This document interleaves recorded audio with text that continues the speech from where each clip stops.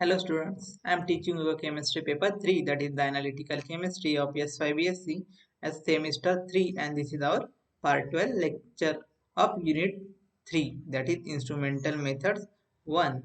In last lecture we have completed the applications of UV visible spectroscopy, and now we have to proceed further the last topic, that is photometric titrations. So what is the photometric titration? How the working of photometric titration are there in this lecture. So first one is the principle. What is the principle of photometric titration? So photometric titration involves the measurement of the absorbance values when sample solution is titrated against a suitable titrant. तो photometric titration क्या है? Measurement of absorbance है जब हम उसको sample solution को titrate करेंगे suitable titrant के साथ. The absorbance values of the solution varies with the concentration of absorbing species present in the solution. मतलब absorbance value क्या है? Varies करेगी किस पर? Concentration of the absorbing species present in the solution. The absorbance values are measured during the course of titration. So absorbance values हम find out करेंगे course titration जैसे जैसे करेंगे वैसे. The titration can be represented as a reactant plus titrant gives product. So titration कैसे represent करते हैं? Titrant plus reactant it gives the product. The end point can be determined by plotting a graph of absorbance versus volume of titrant. So end point कैसे determine करेंगे? Plotting graph by graph. Absorbance versus volume of titrant हम जितना add करते जाएंगे वैसे absorbance versus titrant. The solvent used should not absorb any light during the course of titration. तो solvent जो भी हम यूज करने वाले हैं वो अब्जॉर्ब कुछ कोई भी लाइट नहीं करना चाहिए, मतलब वो नॉन अब्जॉर्बिंग होना चाहिए. Photometric titrations are resorted to when the endpoint is not sharp enough to detect visually.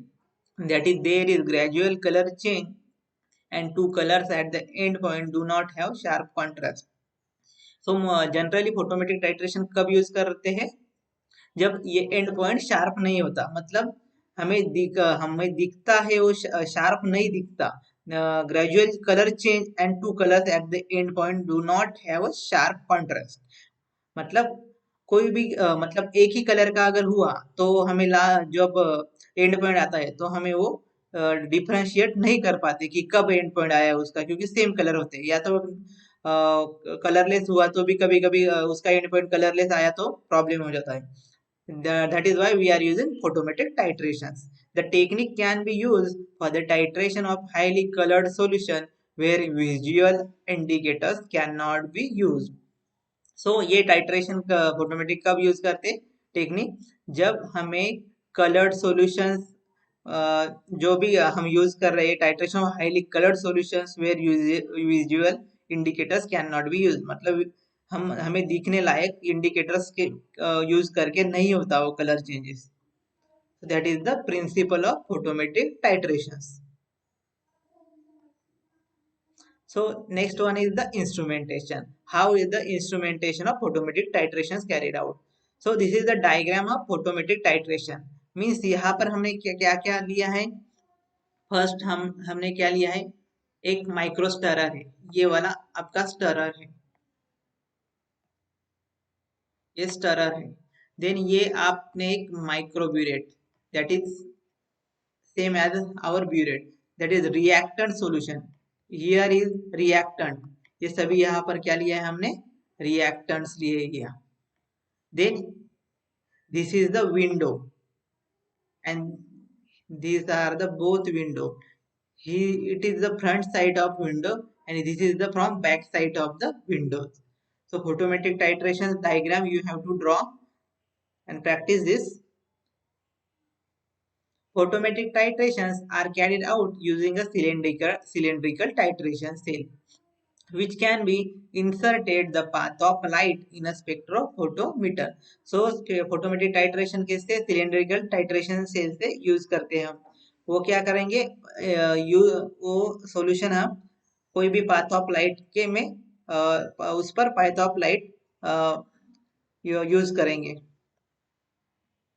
The cell has two circular windows through which the incident light enters the solution to be titrated and transmitted light passes into the photocell. मतलब ये हम कोई भी यहाँ से यहाँ पर से हम लाइट ये करेंगे और ये यहाँ पर से वो पास हो जाएगी बैक साइड से. The incident light enters the and to be titrated and transmitted light passes into the photocell. और ये जो लाइट बैक साइड की है वो क्या कहाँ पर जाएगी फोटोसेल पर. Bearing these two windows, the cell is covered with black paper to prevent the entry of any external light into the solution. सब यहाँ पर सब ओनली ये दोनों होल्स जो हमने रखे हैं वो छोड़कर सभी जगह पर हम ब्लैक पेपर रखते हैं. सो ओनली लाइट जो पास होगी वो ब्लैक पेपर पर अगर गिरी भी तो भी वो पास नहीं होती. This the cell has opening for the tip of microburette and for a microstirrer. मतलब सेल को क्या होते हैं ओपनिंग होती है थोड़ा ये यहाँ पे ये जो ये दोनों है यहाँ पर माइक्रोस्टरर का और यहाँ पर माइक्रोब्यूरेट का. The reactant solution is first taken in the cell and the cell is kept in the path of light in spectrophotometer.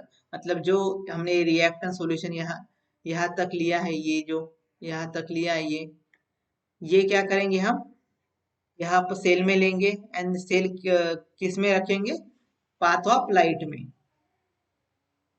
The absorbance values are determined after successive installment of the titrant have been added.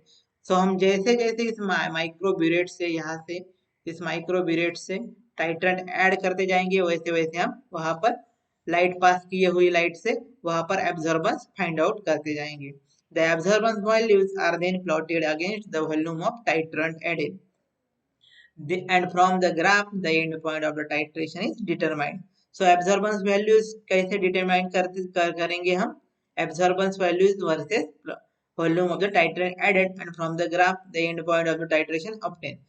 So जैसे जैसे हम इसमें माइक्रोब्यूट से जितना जितना quantity add करते जाएंगे वैसे वैसे उसका एब्जॉर्बेंस निकलता जाएगा और वो एब्जॉर्बेंस वर्सेस हमने कितना कितना माइक्रोब्यूरेट से उसमें वॉल्यूम ऐड किया है टाइट्रेंट का उसका ग्राफ निकालेंगे वर्सेस दोनों का और उससे हम and point of titration can be determined. In order to avoid errors due to dilution of the solution during titration, the titrant should be more concentrated than the solution.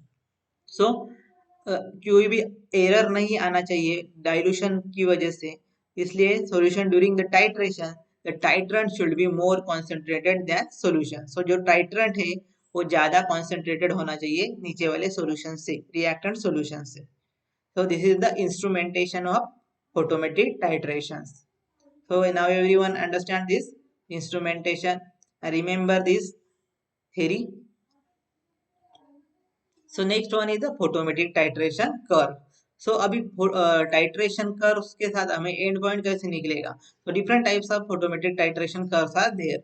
So photometric titration are of 4 types. So first one is the reactant is the absorber of light. मतलब जो हम reactant ले रहे हैं वो absorber of light होगा. Then second one is the titrant is the absorber of light.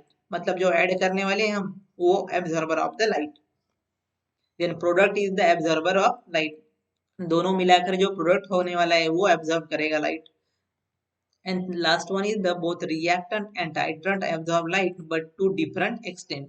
मतलब दोनों भी रिएक्टेंट और टाइट्रेंट एब्जॉर्ब करने वाले लाइट बट वो डिफरेंट एक्सटेंट पर मतलब डिफरेंट डिफरेंट टाइप्स पर. So first one is the first we have to take a reactant is the absorber of light. So reactant is the absorber of light. This is the diagram of reactant of the absorber of light. So absorber versus volume of titrant added. So the reactant is the absorber while the titrant and product do not absorb at all. So reactant हमने जो लिया है वो क्या कर रहा है absorber है but titrant and product do not absorb at all. The absorbance decreases during the titration and remains constant after the end point is reached. मतलब पहले reactant absorber था मतलब reactant absorbance ज्यादा दिखा रहा था यहाँ पर यहाँ पर रिएक्टेंट ज्यादा एब्जॉर्बेंस दिखा रहा है, बट जैसे जैसे हम उसमें टाइड रिएक्टेंट ऐड कर रहे हैं, मतलब उसमें टाइट्रेंट ऐड कर रहे हैं, तो उसका रिएक्ट एब्जॉर्बेंस कम होता जा रहा है, वो न्यूट्रल होता जा रहा है। देन जब उसका प्रोडक्ट यहाँ तक आने के बाद, यहाँ पर आने के बाद उसका जब प्रोडक्ट फॉर्म होगा, सो पोप यहाँ पर क्या है, ओनली रिएक्टेंट एब्जॉर्बर है, मतलब यहाँ पर ज्यादा रिएक्टेंट था तो वो एब्जॉर्ब कर रहा था, जैसे जैसे वो नीचे कम एब्जॉर्बेंस हो गया, and when there is formation of product, तो प्रोडक्ट के बाद वो पूरा कांस्टेंट हो गया, यहाँ से पूरा वो कांस्टेंट हो गया। क्यों कांस्टेंट हो गया? क्योंकि प्रोडक्ट भी एब्जॉर्ब नहीं कर रहा है लाइट, तो एब्जॉर्बेंस नहीं दिखाएगा ज्यादा। So example of this is automatic titration of paratoluene in butanol solvent, butanol solvent with perchloric acid HClO4. Here is typing Mr. Solvent. So photometric titration of paratoluene in butanol solvent with perchloric acid. So this is the reactant is the absorber of light. So everyone understand now. The reactant is the absorber. Only reactant is absorber of light. Next one is the titrant is the absorber of light, मतलब हम जो addition जिसकी जिसकी कर रहे हो माइक्रोबिरेट से, वो एब्जॉर्बर है। अभी मतलब यहाँ पर स्टार्टिंग में क्या है, जैसे this is the diagram of titrant is the absorber of light. So titrant is the absorber और while the reactant and product do not absorb at all. सो मतलब पहले क्या है, हम जो एडिशन कर रहे हैं वही है, वही एब्जॉर्बर ले रहा है, मतलब जो टाइट्रेंट है इसमें, जो पहले ये यहाँ से टाइट्रेंट है, सो ये क्या कर रहा है, सॉरी ये क्या है, रिएक्टेंट है, स्टार्टिंग में रिएक्टेंट है, उसमें हम जैसे एडिशन कर रहे हैं, सो जो प्रोडक्ट फॉर्मेशन हो रहा है यहाँ पर, सो वो वहां तक, क्योंकि प्रोडक्ट भी एब्जॉर्बर नहीं है, रिएक्टेंट भी नहीं है, प्रोडक्ट भी नहीं है, बट हम जो रिएक्ट टाइट्रेंट ऐड कर रहे हैं वो है एब्जॉर्ब कर रहा है। सो जब तक यहाँ पर प्रोडक्ट फॉर्मेशन होगा, ये दोनों का मिलाकर जैसे माइक्रोबिरेट से रिएक्टेंट में जाएगा, सो दोनों का दोनों भी नहीं कर रहे हैं एब्जॉर्बेंस, एब्जॉर्ब नहीं कर रहे हैं, तो दोनों का भी नहीं दिखाएगा अगर आप कुछ भी, वो कांस्टेंट दिखाएगा तब तक। बट जब यहाँ पर प्रोडक्ट फॉर्मेशन होगा, मतलब यहाँ पर प्रोडक्ट फॉर्म हो गया, अब ये प्रोडक्ट फॉर्म होने के बाद initially the absorbance remains constant but increases once the end point is read reached, sorry यहाँ पर reach है, this is the reach due to the accumulation of excess titrant in the reacting solution। Means जब यहाँ पर product form होगा उसके बाद में हम टाइट्रेंट ऐड करते जाएंगे, जो भी टाइट्रेंट आएगा वो एक्सेस रहेगा, जब रिएक्टेंट और प्रोडक्ट दोनों, रिएक्टेंट और टाइट्रेंट दोनों मिलाकर प्रोडक्ट फॉर्मेशन हो गया, और उसके बाद में यहाँ पर सिर्फ जो आने वाला है वो एक्सेस टाइट्रेंट ही आने वाला है, तो जैसे एक्सेस टाइट्रेंट बढ़ जाएगा तो यहाँ पर ऐसे ऐसे वो एब्जॉर्ब करने लगेगा। So titrant is here is titrant is absorber, so titrant जब एक्सेस में आ जाएगा, सो वो क्या करेगा, लाइट एब्जॉर्ब करेगा, means A plus B, A लिया हमने टाइट्रेंट, बी लिया हमने प्रोडक्ट, सॉरी बी लिया हमने प्रोडक्ट, हाँ। सो ए और बी, जैसे ए को हम ऐड करते जाएंगे ए और बी में, सो वो ए और बी का क्या होता जाएगा, फॉर्मेशन ऑफ प्रोडक्ट होता जाएगा। सो जैसे ही प्रोडक्ट फॉर्मेशन होगा, तो प्रोडक्ट फॉर्मेशन होगा, सो वहां तक हम दोनों भी एब्जॉर्ब नहीं कर रहे, मतलब टाइट्रेंट जो हमने यहाँ से माइक्रोबिरेट से आने वाला है वो भी नहीं कर रहा है, और ये प्रोडक्ट जो फॉर्मेशन हो रहा है वो भी नहीं कर रहा है। तो जैसे हम एडिशन करते जाएंगे उसका प्रोडक्ट थोड़ा थोड़ा फॉर्म करता जाएगा, और लास्ट में पूरा का पूरा प्रोडक्ट यहाँ पर फॉर्म होगा, और जब प्रोडक्ट फॉर्म होगा तो हम फिर से उसमें एडिशन टाइट्रेंट की करते ही जाएंगे, मतलब टाइट्रेंट हमने जो लिया है माइक्रोबिरेट से ए, उसके एडिशन करते ही जाएंगे, ये जो ए लिया है यहाँ पर, ए और बी का प्रोडक्ट फॉर्मेशन हुआ, उसके बाद में फिर से हम ए डालते ही रहेंगे, तो वो एक्सेस में हो जाएगा, तो एक्सेस में जब होगा तो उसका ऐसे ग्राफ इंक्रीज होता हुआ दिखेगा हमें। So example of this, titration of AsCl3 with KBr plus KbRO3 mixture of Br2, मतलब titration of Cl3 arsenic chlorides plus Br2. So this is the example of this titrant is absorber of light. So next one is the product is the absorber of light. मतलब कुछ reactant भी नहीं होगा, titrant भी नहीं होगा, absorb करेगा, but उसका प्रोडक्ट एब्जॉर्ब करेगा. So the product is the absorber while the reactant and the titrant do not absorb at all. The absorbance increases steadily as the titration proceeds but remains constant once the end point is reached. मतलब यहाँ पर क्या है, product absorber है, मतलब जैसे जैसे आप उसमें एडिशन करते जाओगे तो थोड़ा थोड़ा प्रोडक्ट तैयार होता जाएगा यहाँ पर, और यहाँ पर पूरा का पूरा प्रोडक्ट तैयार होता जाएगा. तो यहाँ तक वो बढ़ेगा. क्यों? क्योंकि वो हम प्रोडक्ट, यहाँ पर प्रोडक्ट इज द एब्जॉर्बर, मतलब टाइट्रेंट और टाइट्रेंट और क्या रिएक्टेंट और सॉल्यूशन और टाइट्रेंट दोनों भी एब्जॉर्बर नहीं है, बट जब उसका दोनों मिलाकर थोड़ा थोड़ा प्रोडक्ट स्टार्ट होगा तो यहाँ पर बढ़ता जाएगा. बट आफ्टर आफ्टर पॉइंट यहाँ पर एक्सेस हम उसमें टाइट्रेंट डालते जाएंगे, सो वो क्या दिखाएगा, फिर प्रोडक्ट ऑलरेडी तैयार हो गया है, तो यहाँ पर एक्सेस दिखाने की वजह से वो क्या स्टेडी हो जाएगा यहाँ पर, सो रिमेन्स कांस्टेंट हो जाएगा. So example of this titration of copper 2 or nickel 2 with EDTA.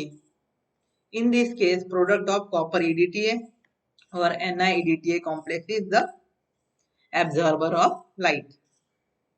So now everyone understand that titrant is the absorber of light and product is the absorber of light. So last one is the both reactant and titrant absorb light but to different extent. मतलब दोनों भी absorb करने वाले, reactant भी और titrant भी, जो हम एडिशन कर रहे हैं और पहले जो उसमें है वो दोनों भी, but different extent पे कर रहे हो. So this is the diagram of this. So both the reactant and the titrant absorb but to different extent. In this case, a colored reactant is converted into colorless product, non-absorber. मतलब कोई दोनों भी हम ले रहे हैं, coloured solution ले रहे हैं रिएक्टेंट का, वो कन्वर्ट हो रहा है कलरलेस में बाय कलर्ड टाइट्रेंट. दोनों भी कलर्ड कलर ले रहे हैं, उसके बाद में उसका क्या हो रहा है, कलरलेस टाइट्रेंट हो रहा है.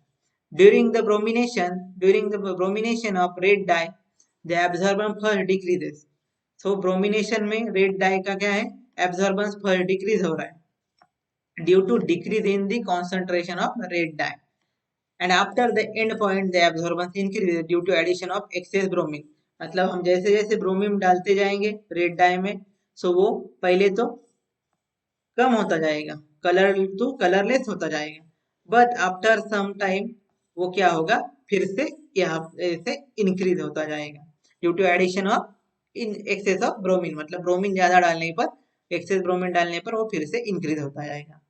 So this is the both reactant and titrant absorb light but to a different extent. So next is the photometric titration curve for bismuth copper mixture. So this is the diagram for bismuth copper mixture, that is absorbance versus volume of EDTA titrant. Photometric titration curve for bismuth copper mixture. So photometric titration are used to estimate metals in a mixture. Copper and bismuth can be estimated in a mixture by a photometric titration against EDTA. So photometric titration का use क्या कर रहे हैं हम, estimate metals in the mixture of copper and bismuth. मतलब metals को हम कर रहे हैं यूज metals फाइंड आउट करने के लिए mixture of copper and bismuth में, and can be estimated in a mixture by a photometric titration against EDTA. तो उसको क्या किससे वर्सेस टाइट्रेंट EDTA के वर्सेस हम दोनों को कर रहे हैं. So at 745 nanometer, copper 2 plus, bismuth 3 plus and EDTA titrant do not absorb light. The bismuth EDTA complex also does not absorb at 745 nanometer. Hence, during the titration, the reacting solution does not show any absorbance till the bismuth has reacted with the EDTA. So starting में वो नहीं दिखाएगा क्योंकि वो 45 nanometre तक copper और bismuth EDTA complex जो formation होने वाला है वो एब्जॉर्ब नहीं कर रहा है। सो यहाँ पर यहाँ से यहाँ तक वो कुछ भी नहीं दिखाएगा।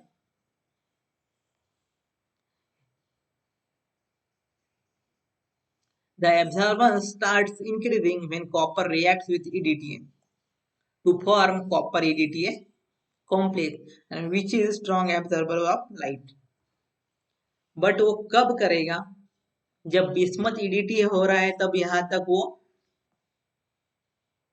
यहाँ तक कांस्टेंट ही दिखा रहा है, क्योंकि 744 नैनोमीटर को वो नहीं दिखा रहा है।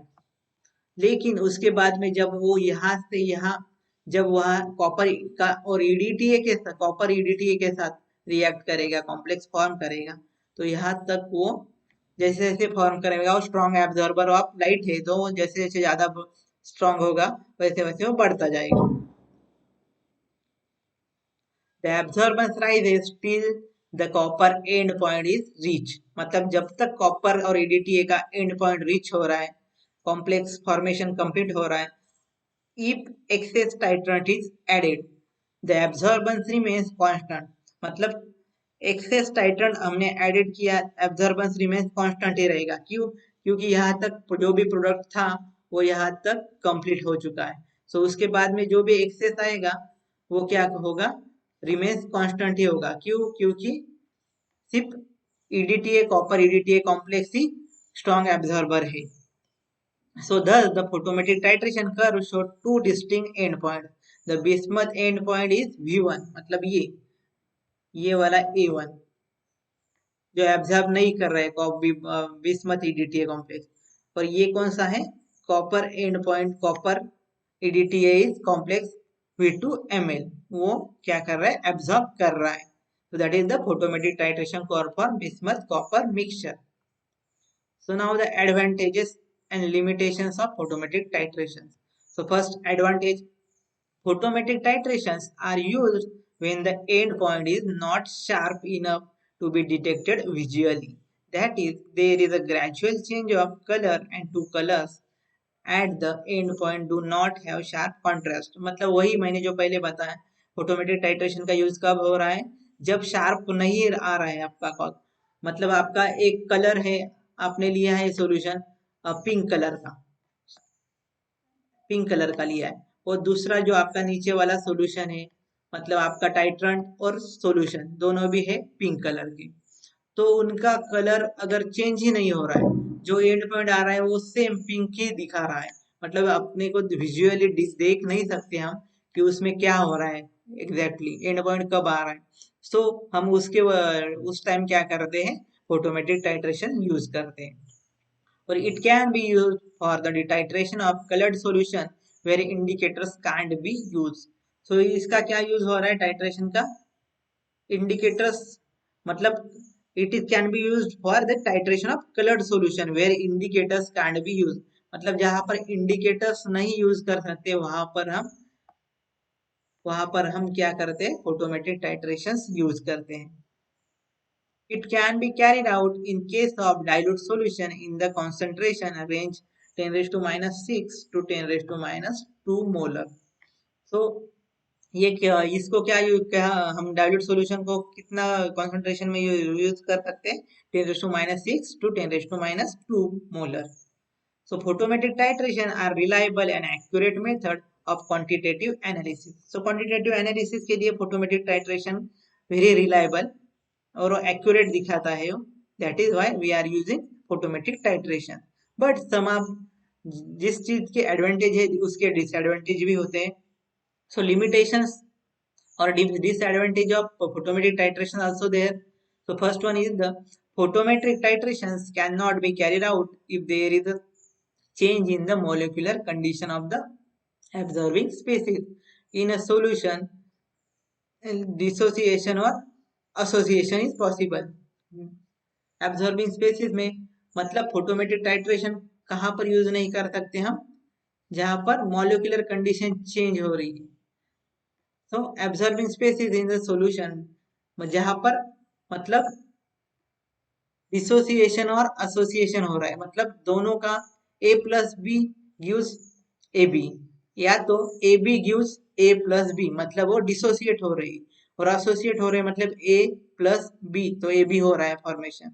सो जहां पर सॉल्यूशन फोटो में मोलिकुलर कंडीशन चेंज हो रही है ऑब्जर्विंग स्पीसीज की, वहां पर हम वो यूज नहीं कर सकते, मतलब वो रिएक्टेंट और टाइट्रेंट जहां पर मतलब रिएक्शन दिखा रहे दूसरे के साथ, वहां पर हम वो ये फोटोमेट्रिक टाइट्रेशन यूज नहीं कर सकते।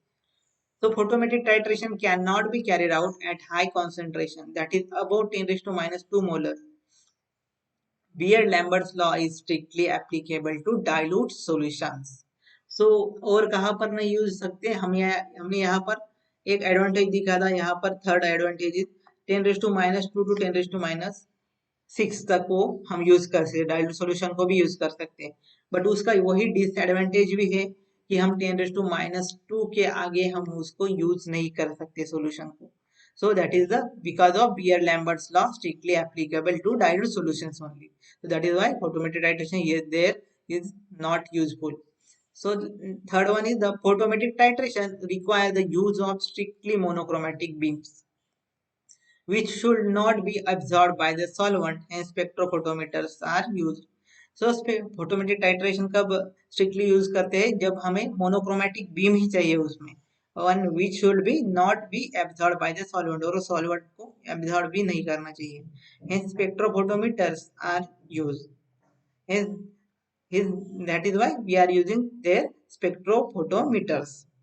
So this is the all about the advantage and disadvantage of photometric titrations. So here we have completed our syllabus. Thank you, students.